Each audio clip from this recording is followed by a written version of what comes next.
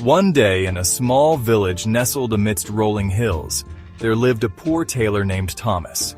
Thomas was known for his honest work and cheerful spirit. He hummed a happy tune as he worked. One dreary afternoon, a knock came at his door. An old man stood there, his eyes twinkling.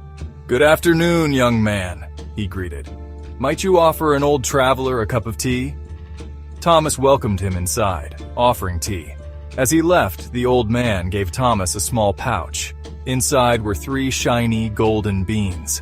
"Plant these," he instructed, "and they will grant you 3 wishes." With a nod and a smile, the old man vanished. Thomas stared in wonder at the golden beans in his hand. The next morning, Thomas awoke with the old man's words echoing in his mind. He looked at the beans, their golden surfaces gleaming in the morning light. Could they truly grant wishes? Curiosity and a touch of greed bubbled within him. He decided to test the old man's words. He planted one of the golden beans in his garden. The ground trembled, and a giant beanstalk erupted, reaching into the sky. Thomas stared in awe. He began to climb, gripping the sturdy stalk. Up he climbed until he reached the top. There lay a magnificent castle, its towers shimmering with gold. The doors swung open, revealing mountains of gold coins. Thomas had never seen so much wealth in his life. He had become the richest man in the world overnight. Thomas reveled in his newfound wealth. He bought lavish clothes, feasted on delicacies he had only dreamt of, and replaced his humble cottage with a grand mansion. He threw extravagant parties, inviting nobles and dignitaries, eager to bask in their admiration and envy. But as days turned into weeks and weeks into months, a strange emptiness began to creep into Thomas's heart. The people who now surrounded him were not true friends but sycophants, drawn to his wealth, not his character. The endless cycle of lavish parties and meaningless chatter left him feeling empty and unfulfilled.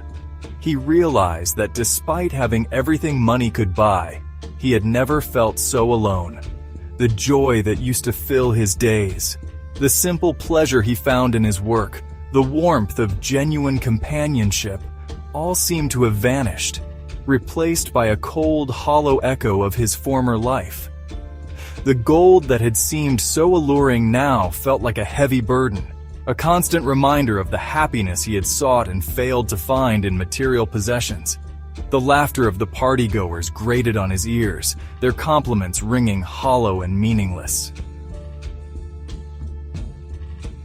One evening, as Thomas sat by his grand fireplace, the flames dancing before his eyes but failing to warm his heart, he remembered the life he had left behind.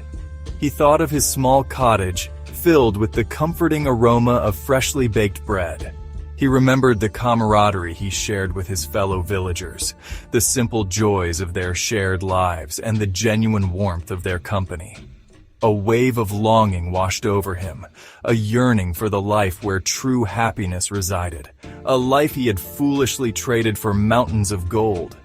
He realized that true wealth was not measured in riches and possessions, but in the richness of relationships, the contentment of honest work, and the peace of a heart that found joy in simplicity.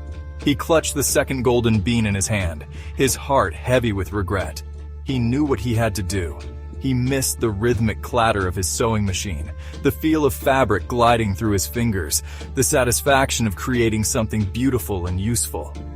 He missed the friendly banter with his neighbors, the shared laughter, the warmth of belonging. With a heavy heart, but a resolute mind, Thomas planted the second golden bean. Once again, the earth trembled, and the giant beanstalk shot up towards the sky, offering him a way back to his old life. He climbed down the beanstalk, each step taking him closer to the life he longed for, a life of humble contentment. When he reached his village, he was greeted with surprised but welcoming smiles. He returned to his small cottage, the familiar surroundings filling him with a sense of peace he hadn't realized he was missing.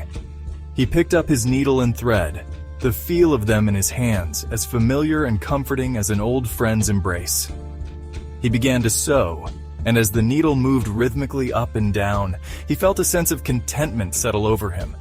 He realized that true wealth wasn't about how much gold he possessed, but about the peace in his heart, the joy in his work, and the love that surrounded him. He had found something far more valuable than gold. He had found contentment. Life went back to its familiar rhythm. Thomas worked diligently, his needle dancing to the tune of his happy hum. He shared meals with his neighbors, their laughter filling his humble cottage with warmth and joy. He had rediscovered the simple pleasures of life, the true riches that had always been there, hidden beneath his pursuit of material wealth. He was no longer the richest man in the world, but he was, by far, the most content. The third golden bean remained in his pocket, a reminder of the valuable lesson he had learned. He knew he didn't need to wish for anything more. He had everything he ever needed: the love of his community, the satisfaction of honest work, and the peace of a contented heart. He had discovered that true wealth lay not in the abundance of possessions, but in the richness of experience, the warmth of human connection, and the contentment that came from aligning his life with his values.